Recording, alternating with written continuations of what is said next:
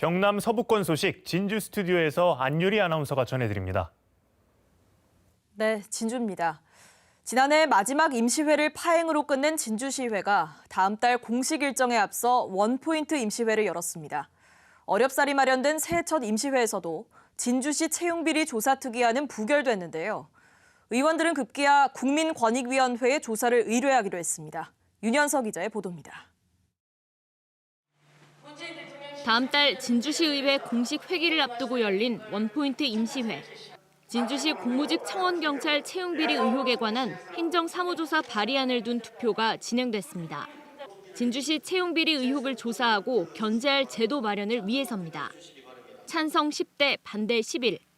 지난해 10월부터 12월까지 여야 갈등으로 의회 파행을 겪은 안건은 결국 부결됐습니다. 의원들은 국민권익위원회 조사를 의뢰하기로 했습니다. 행정사무조사 발의안을 부결시킴으로 해서 이제 더 이상 우리가 의회에 이제 행정사무조사하자고 다시 발의안을 올리기는 좀 어려울 것 같습니다. 그래서 그동안 좀 정리한 것들을 해서 쭉 정리해가지고 국민권익위에 올릴까 지금 의원들하고 검토 중입니다. 이어진 박금자 부의장 불신임한 안건. 국민의힘 소속 의원과 무소속 의원 등 10명이 우르르 일어나 퇴장하면서 기권 처리됐습니다. 통과된 안건은 경상남도 인재개발원 이전 반대 결의안.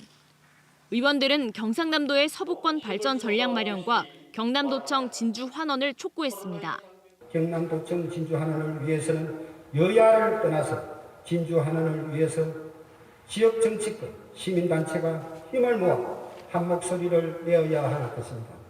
도청 환원 결의안을 제외한 진주시 채용비리 의혹 등 나머지 3개 안건은 여야 의원들의 갈등으로 결국 부결됐습니다. 지난해 파행으로 끝낸 마지막 임시회를 만회하기 위해 소집된 새해 첫 원포인트 임시회도 여야 갈등 국면만 확인한 채 끝이 났습니다. KBS 뉴스 윤현서입니다.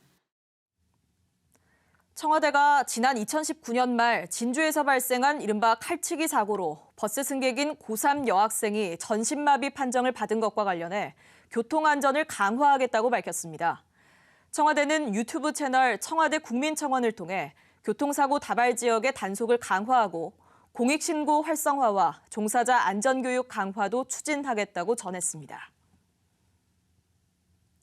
진주시가 소상공인과 중소기업 등의 경제적 부담을 덜어주기 위해 상하수도 사용료 2차 감면을 시행합니다.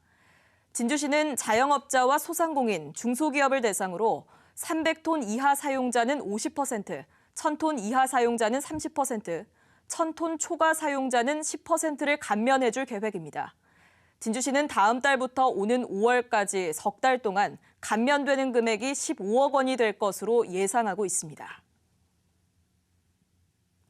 온라인으로 진행된 지리산 산청 곶감축제가 300억 원의 매출을 올린 것으로 집계됐습니다.